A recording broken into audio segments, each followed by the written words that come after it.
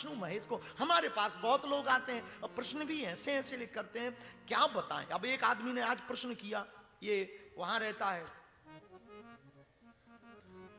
Dubai में, इसने हमको पत्र भेजा, मेल पर भेजा पत्र कि हम आपको बहुत मानते हैं, आपकी बहुत कथाएं सुनते हैं, और लेकिन हम पहले नास्तिक थे, अब आस्तिक हो गए हैं। बहुत दिनों से आपकी कथाएं सुनकर के कुछ समझ आता, कुछ नहीं समझ आता। भला है तुझे कुछ तो समझ आ रहा, हमें तो कुछ भी नहीं आ रहा है।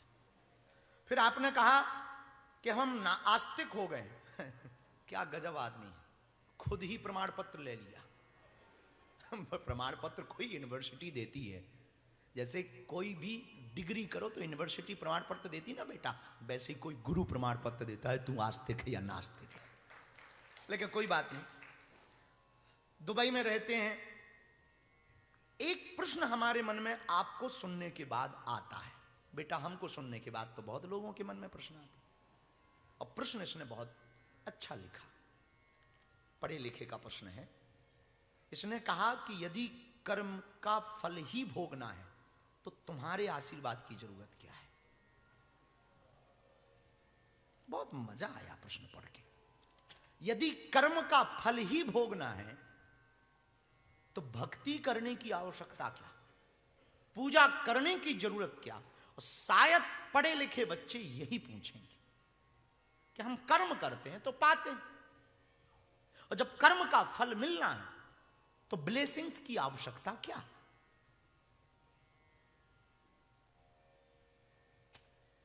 राजकुमार,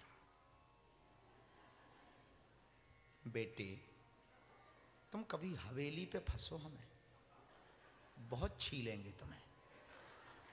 तुमने कहा कि यदि कर्म का फल ही भोगना तो आशीर्वाद की जरूरत क्या, बहुत जरूरत है।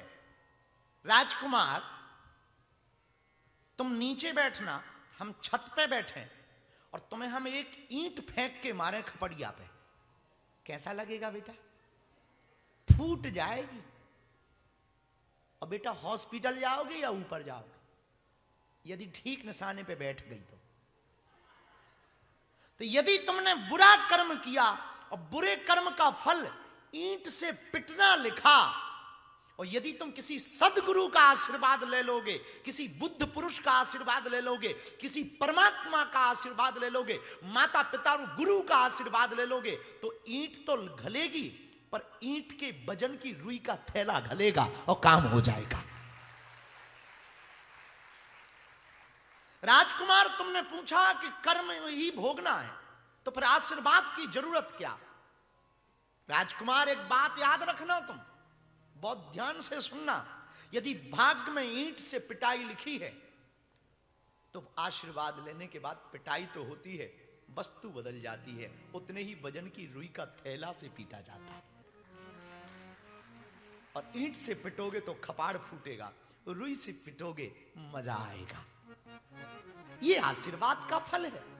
और तुम कहते कि आशीर्वाद क्यों लेना चाहिए। आशीर्वाद कवच है, आशीर्वाद सिक्योरिटी है, और जो काम दवा से नहीं होती है वो कृपा से होती है। तुमने देखा नहीं, बड़े बड़े डॉक्टर भी अंत में यही कहते थे, प्रे। तो मेरे राजकुमार तुमने पूछा कर्म का फल भोगना तो आशीर्वाद की जरूरत क्यों। मेरे प्रियजनों, जब दवा काम नहीं करती तब कृपा काम करती है।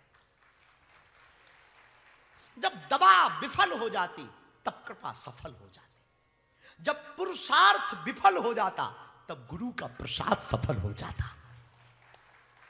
और हमारे जीवन में तो ये हुआ, हमारे जीवन में गुरु का ही तो प्रसाद है। गुरु ने प्रसाद दिया और जिंदगी बदल गई। मुझे कौन पूछता था तेरी बंदगी से पहले, मैं खुद को ढूंढता था इस जिंदगी से पहले। है? कौन पूछता था, ये तो उसकी कृपा है, उसने प्रसाद दिया और जीवन बदल गया।